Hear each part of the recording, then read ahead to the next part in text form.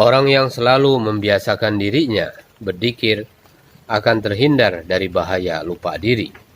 Sedangkan lupa diri dapat menjadikan seseorang itu celaka di dunia dan di akhirat.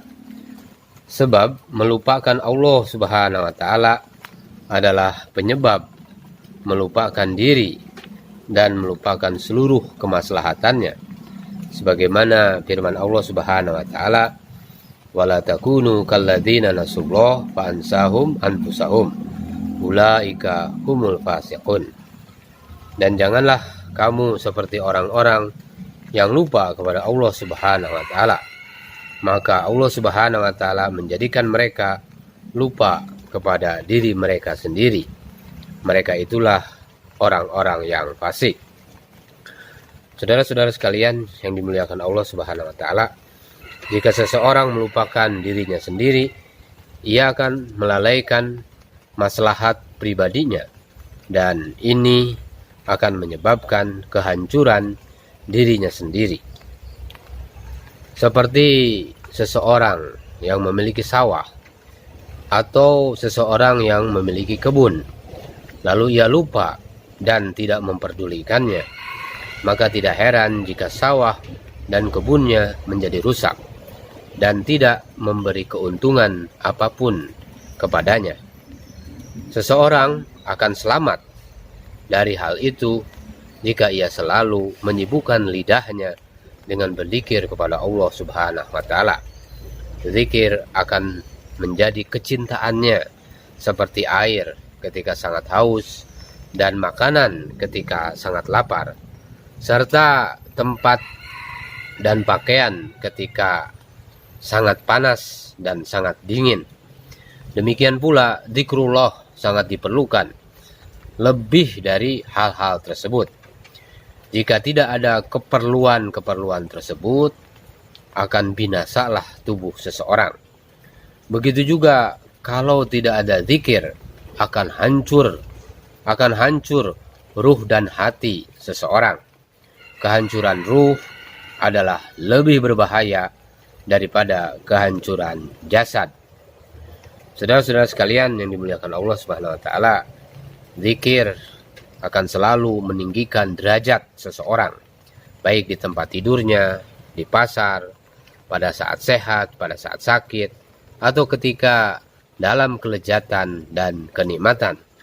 Tidak ada satu perkara pun yang dapat menyebabkan kenaikan derajat setiap waktu kecuali zikir, sehingga seseorang yang hatinya telah dipenuhi oleh nur zikir saat tidur akan lebih baik daripada orang yang bangun malam tetapi lalai.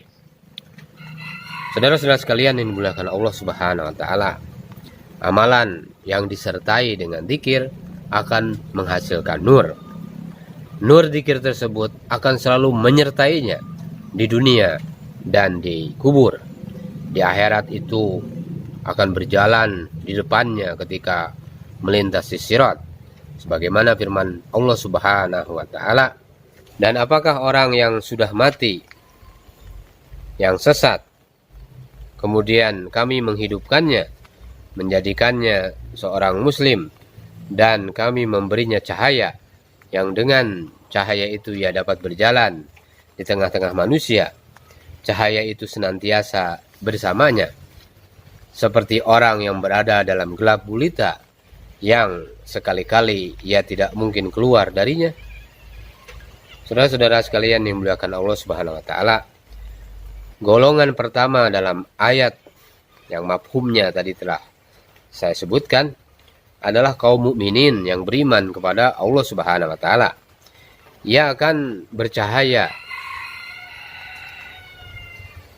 Karena apa? Karena cintanya kepada Allah Subhanahu wa taala, ma'rifatnya kepada Allah Subhanahu wa taala, dan zikirnya kepada Allah Subhanahu wa taala. Sedangkan golongan yang kedua adalah orang yang tidak memiliki sifat-sifat itu. Pada hakikatnya nur tadi sangat berharga.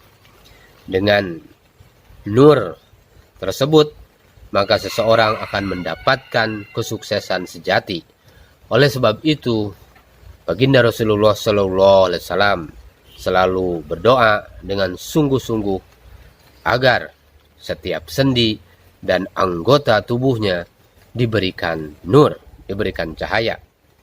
Banyak riwayat yang menyebutkan mengenai doa-doa beliau Sallallahu Alaihi Wasallam dalam hal ini. Di antaranya adalah, ya Allah, berikanlah nur pada dagingku, nur pada tulang-tulangku, nur pada hatiku, nur pada urat-uratku, nur pada rambutku, nur pada kulitku, nur pada mataku, nur pada telingaku, nur dari atasku, nur dari arah bawahku, nur dari arah kananku, nur dari arah kiriku, dan dari arah depanku, serta nur dari belakangku, dan berikanlah nur dalam diriku, dan jadikanlah diriku sebagai nur. Saudara-saudara sekalian, sebanyak mana amalan yang dibuat oleh seseorang, sebanyak itu nur atau cahaya maka ia akan dapatkan. Bahkan ada sebagian orang yang amal baiknya, nurnya seperti sinar matahari.